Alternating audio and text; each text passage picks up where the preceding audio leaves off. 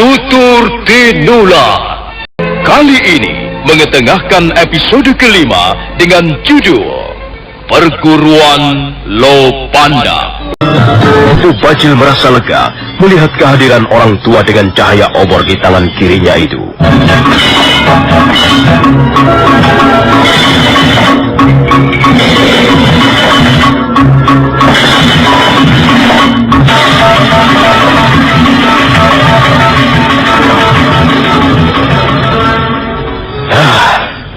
Banyak benar tamuku malam ini. Kalau tidak salah ada kira-kira 20 orang semuanya. Kaukah yang bernama Empu Hanggareksa? Iya, benar. Bagus. Tapi perhitunganmu kurang tepat. Kami semua berjumlah 40 orang, Hanggareksa. Kau tentu tidak melihat teman-teman kami yang mengepung rumahmu ini 4 jurusan. Oh, jadi kalian telah mengepung rumahku. Kalau begitu, sudah dapat dipastikan bahwa kalian datang bukan dengan maksud-maksud yang baik. Soal itu bisa kita lihat nanti, Hanggareksa. Satu hal yang perlu kau ketahui, bahwa sekalipun malam ini kau banyak menerima tamu, itu bukan berarti kau orang penting. Aku pun sekarang sudah menarik kembali anggapanku yang ternyata keliru. Rupanya aku bukan kedatangan para tamu yang terhormat, yang pantas mendapat sambutan hangat.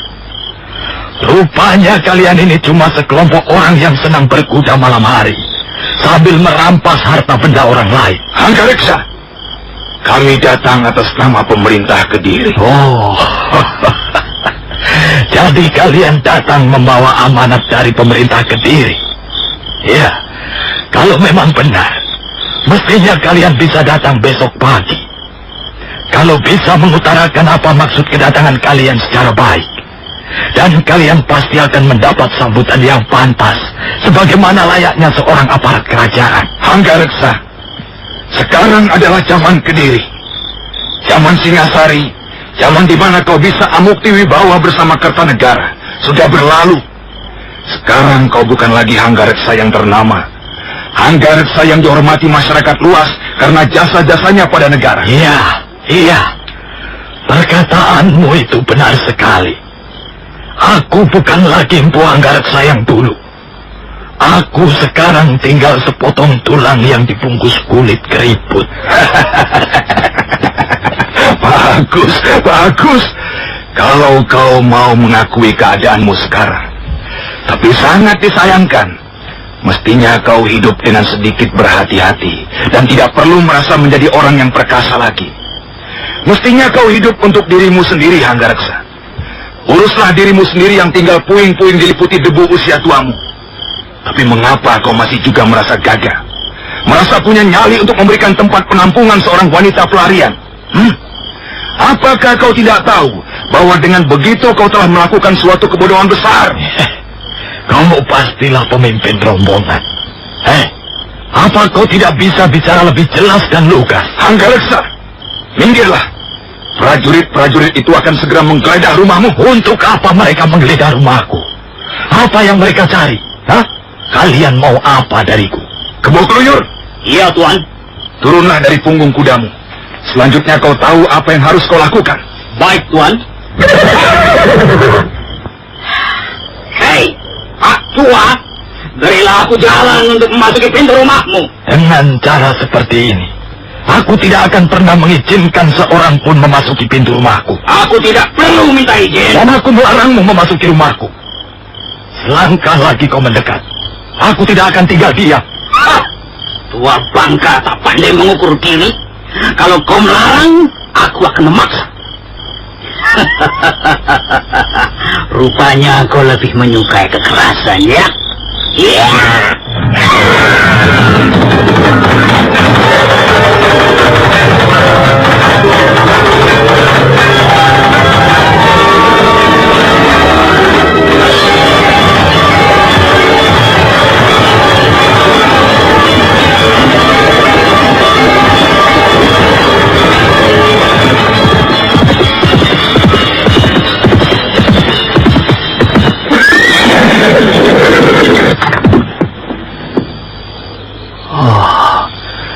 Ayahanda tidak bisa memahami apa yang kurasakan. Mungkinkah aku menjadi seorang suami yang baik atas diri wanita yang tidak mencintaiku?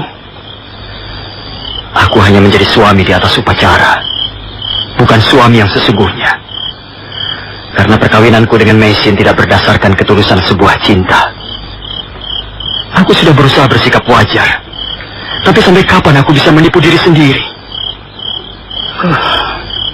Aneh sekali. Tiba-tiba saja hatiku tidak enak.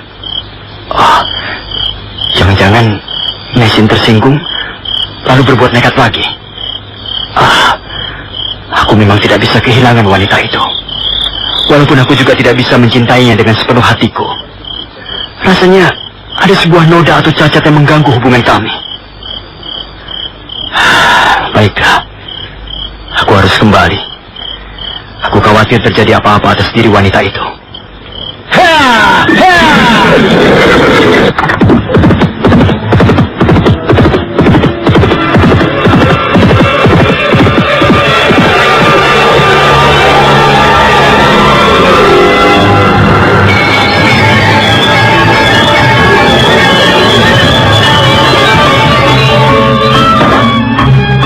Setelah membalikkan kudanya, laki-laki tegap perkasa itu, yang tak lain adalah Arya Kamandanu, segera mengaburkan binatang itu kembali ke Kurawan.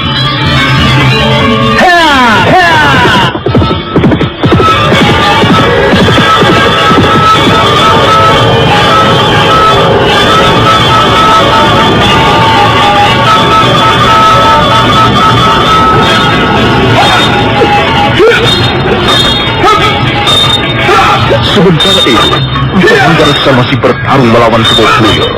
Dengan sebilah pedang usang, dia berusaha membendung serangan lawannya yang bersenjatakan kala rantai. Suasana halaman menjadi gaduh.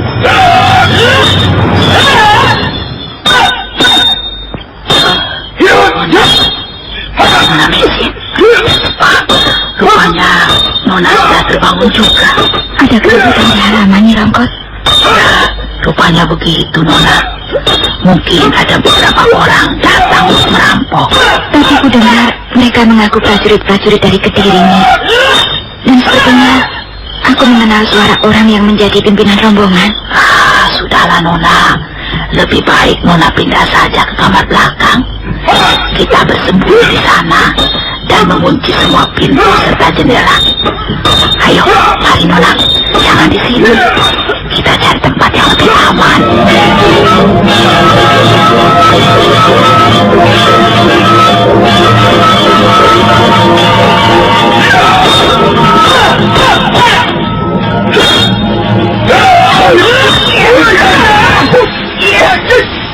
Minggirlah Kebo Buyur, tapi jangan hilang kewaspadaan.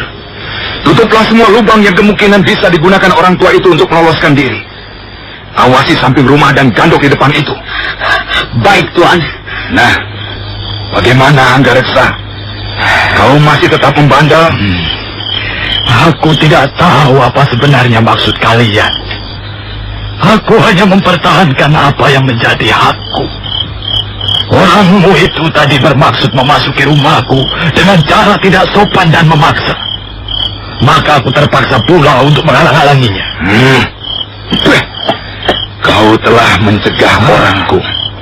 Dan itu berarti kau telah berani meremehkan kehadiranku.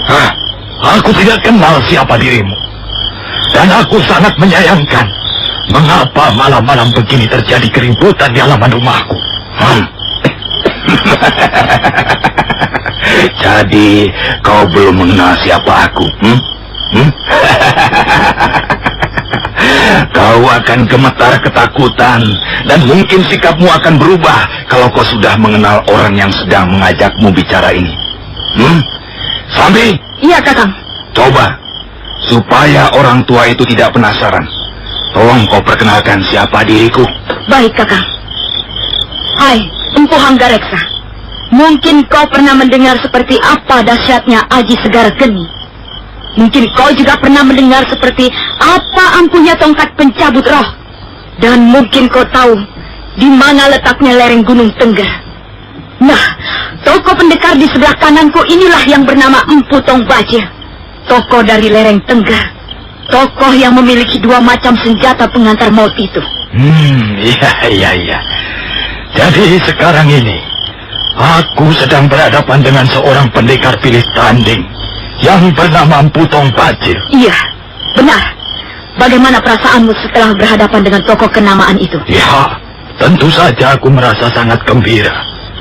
Dan tentu aku akan jauh lebih gembira seandainya pimpinan kalian itu, tokoh kenamaan itu, datang ke rumahku dengan cara yang lebih sopan. Kaulah yang harus bersikap sopan. Kaulah yang harus menundukkan wajahmu, menaruh hormat padanya. Kau tahu, Kakang Bajil inilah yang sekarang menjadi pucuk pimpinan kami. Kelompok pendekar pemerintah Kediri. Dialah yang memimpin kami waktu ikut menghancurkan kota Singasari, hingga Kartanegara terbunuh. Lalu untuk apa kau katakan semuanya itu? Kukira keteranganmu tentang pimpinanmu itu sudah lebih dari cukup. Sekarang aku ingin tahu, apa sebenarnya maksud kedatangan kalian ke rumahku? Biarlah aku yang menjawab, Sambi. Anggareksa, katakan terus terang bahwa selama ini kau telah menyembunyikan seorang wanita pelarian di rumahmu. Aku tidak tahu menahu soal wanita pelarian. Mengapa kau tidak berkata terus terang? Dari mana kau tahu bahwa aku tidak berkata terus terang? Jadi kau hendak menyangkal, kau hendak membangkang dan melawan kami. Aku tidak punya urusan dengan kau. Kau jangan menuduh sembarangan. Mungkin sekarang ini bintangmu sedang naik, namamu sedang termasuk, dan kau mendapat kepercayaan dari pihak yang sedang berkuasa. Tapi janganlah menuduh orang sembarangan. Kata-katamu memanaskan hati. Aku tak sudi diperlakukan sewenang-wenang. Ini rumahku. Aku bisa berbuat apa saja di rumahku. Bahkan kalau perlu aku bisa mengusir kalian. Kurang ajar. Orang tua bangka ini agaknya tidak memikirkan lagi keselamatan jiwanya, Kakang. Sambil, biar aku yang merampungkan urusan ini.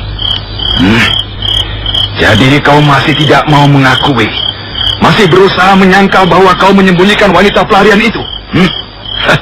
Aku tahu. Aku pasti telah kena fitnah.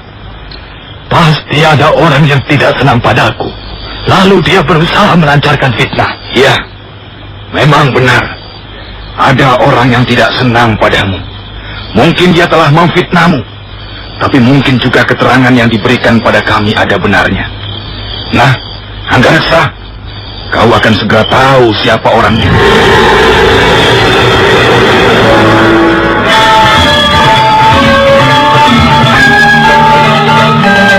Empu Bajil segera melampaikan tangannya, memberikan isyarat. Empu Anggareksa terkejut begitu melihat seorang laki-laki muncul dari balik barisan berkuda yang berjajar di dekat pintu halaman rumahnya.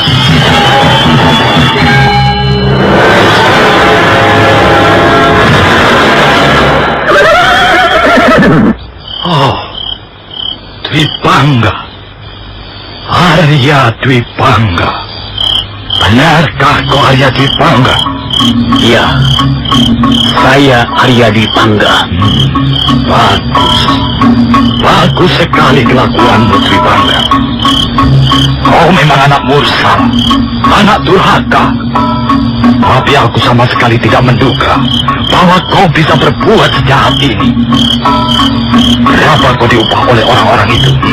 Dwipangga, kau dijanjikan apa sehingga kau sampai hati menyerahkan daging sanak keluargamu ke moncong buaya?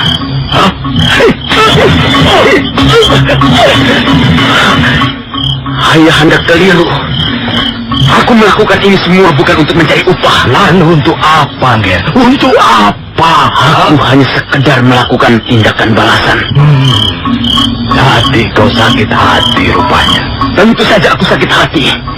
Lihat, lihat tangan kiriku ini. Tangan kiriku semper, tangan kiriku bengkok seumur hidup. Tangan kiriku sekarang sama persis dengan sepotong kayu bakar yang tidak ada harganya lagi. Kau telah memungut hasil dari perbuatanmu sendiri. Tidak. Ini adalah perbuatan Kamandanu. Perbuatan Kamandanu yang mendapat dukungan ayahanda. Ini adalah perbuatan sanak keluargaku sendiri. Siapa yang membuat gara-gara pertama kali, sehingga peristiwa aib itu menimpa rumah ini? Siapa yang menodai Mesin?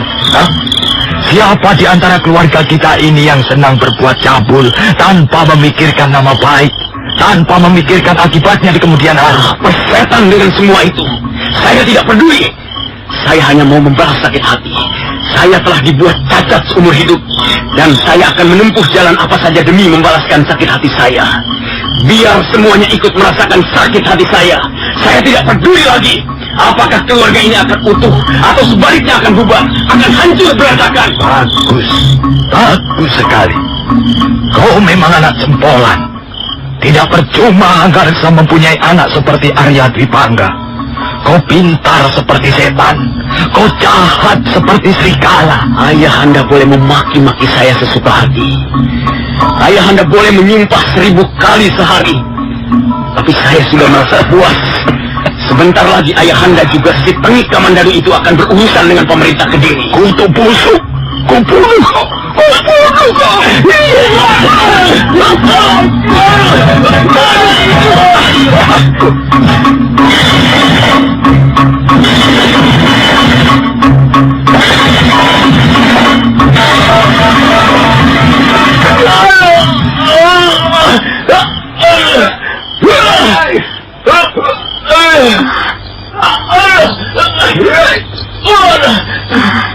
Semua ini gara-gara saya. Saya tidak boleh tinggal diam. Saya akan keluar ini. Saya akan menjernihkan perkara. Sayalah yang harus bertanggung jawab. Jangan, Nona. Jangan. Nona jangan keluar.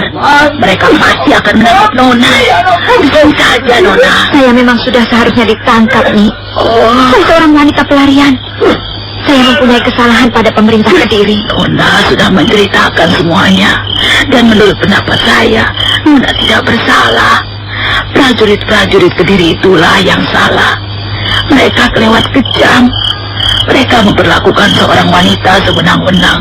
Tapi bagaimanapun, ini adalah persoalanku, Nyi. Saya harus menghadapinya sendiri, tanpa melibatkan keluarga ini. Jangan, Nona Mesin.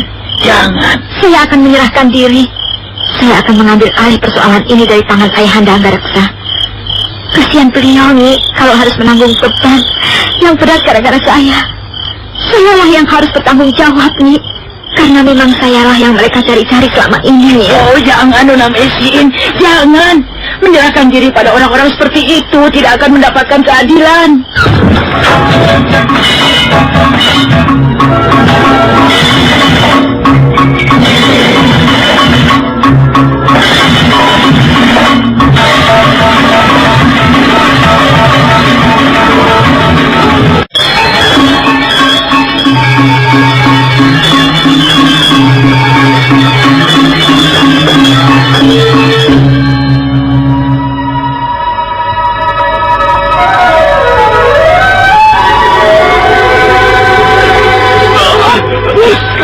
Halaman rumah Empu Anggareksa masih terdengar gaduh. Orang tua itu menghajar anak laki-lakinya dengan tendangan, pukulan dan makian. Empu Bajil, Dewi Sambi dan yang lainnya hanya melihat saja tontonan di hadapan mereka. Sementara itu di ruang belakang, Nyi Rongkot berusaha mencegah Mesin yang ingin keluar untuk menyerahkan diri. Ayo, bunuhlah anakmu. Jangan, Nona. Nona jangan keluar. Akulah yang mereka cari, Nyi. Akulah yang harus bertanggung jawab tanpa melibatkan keluarga ini. Aku kasihan melihat Ayahanda Anggareksa, Nyi. Oh, jangan, Nona. Kalau Nona Mesin masih mau mendengarkan saya, masih mau menghargai kata-kata Nyi Rongkot yang tua ini, jangan lakukan itu, Nona. Keselamatan Nona terancam. Lalu, apa yang harus kulakukan di sini, Nyi? Aku tidak bisa tinggal diam, sementara orang lain menderita akibat perbuatanku. Ingat, Nona. Sekarang Nona sudah tidak sendiri lagi. Ada seorang calon manusia ikut menyertai kemana Nona pergi. Apakah Nona tidak menaruh belas kasihan pada makhluk yang masih lemah, yang masih sangat membutuhkan perlindungan? Oh, sadarlah, Nona. Nona jangan menuruti hawa nafsu. Nona harus tetap mampu berpikir terang. Tapi, apa yang harus kulakukan, Nyi? Aku jadi tidak mengerti dengan semua ini. Nona Mesin, sekarang ini Nona harus bisa mengambil sikap yang bijaksana sesuai dengan tuntutan bagi semua wanita sebagai calon ibu. Nona jangan berpikir macam-macam.